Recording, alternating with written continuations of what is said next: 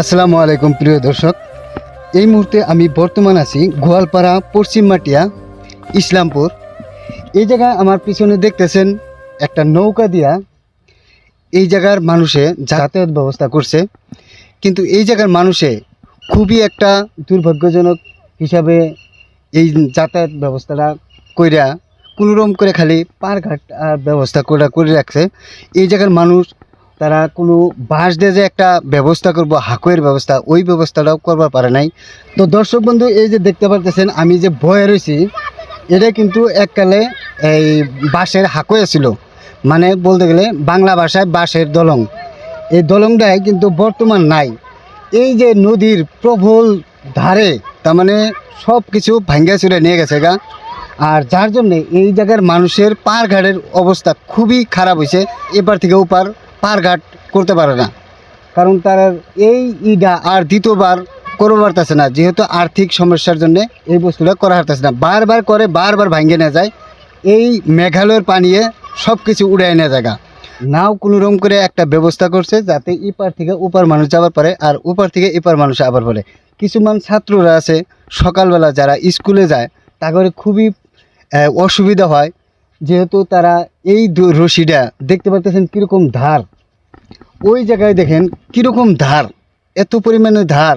ছোট ছোট বাচ্চা যারা আছে তারা কিন্তু এই রশিটা টাইনা এই নাওটা কন্ট্রোল করতে পারে না, তাদের খুব অসুবিধা হয়ে জায়গা। যার জন্য আমি এই এলাকার যারা গণ্যমান্য ব্যক্তি আছে তাদের কাছে আমি আহ্বান জানাই, আপনারা দয়া করে সরকারের কাছে একটা অনুদানের আবেদন কইরা যাতে এই পারঘাটের ব্যবস্থাটা করবা পারেন। তো এই জায়গায় আরও কয়েকজন মানুষ আছে, তাদের কাছে আমি জিজ্ঞাসা করবো যে তারা দেখি কি কয়। তো ভাই, এই যে বাঁশের দলং যেটা তার মানে হাঁকই, এই বস্তুটা আনেরা নিজেরাই পয়সা তুলেই করে না কোনো জায়গা থেকে অনুদান নেয় না তারপরেই করে? না, আমরা 10-12 জন চ্যাংরা লগাইয়া ধরেন বাড়ি বাড়ি থেকে বাস টাস উঠাইয়া আমরা নিজেরাই বানাই, কোনো সরকারের থেকে আমরা কোনো অনুদান পাই নাই। এই পানিটা তো মেঘালয়ের পানি আহে, মেঘালয়ের পানি আহে। হ্যাঁ, যখন ওভারলোড পানি আমি শুনছি আর কি, যে এটা ওভারলোড যে সময় জায়গায় একদম ইন্ডিয়ান নদী টদী সব বুঝাইয়া জায়গায়, তখন কি করেন?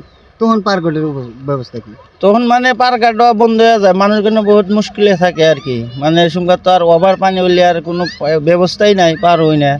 নাওটা যে এটা আসলে রাইজের থেকে না কেউ পার্সোনাল করে দিছে, না কোনো পার্সোনাল করে দিছে বস্তুটা, তার মানে ওটা পয়সা নেয় না, এ থেকে সবাই ভাড়া তুলে। হ্যাঁ, ভাড়া তুলে। ধরেন আগুন মাস তুরি পার করে আর কি, 1 মণ করে ধান নেয়। আপডাউনের ওটা কোনো ই নাই, যেমন মাস সিস্টেম করে নেওয়া হয়। হ্যাঁ, মাস সিস্টেম। মাস মানে 3 মাস আর কি পার করা লাগে, পার করবো হে 1 মণ করে ধান নিব আর কি। তার মানে দর্শক, পুরা 3 মাস এই সিজনটা থাকে, 3 মাস পানির সিজন।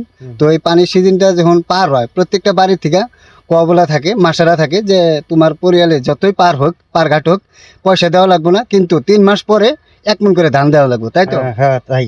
বাজারঘাট কিভাবে করে?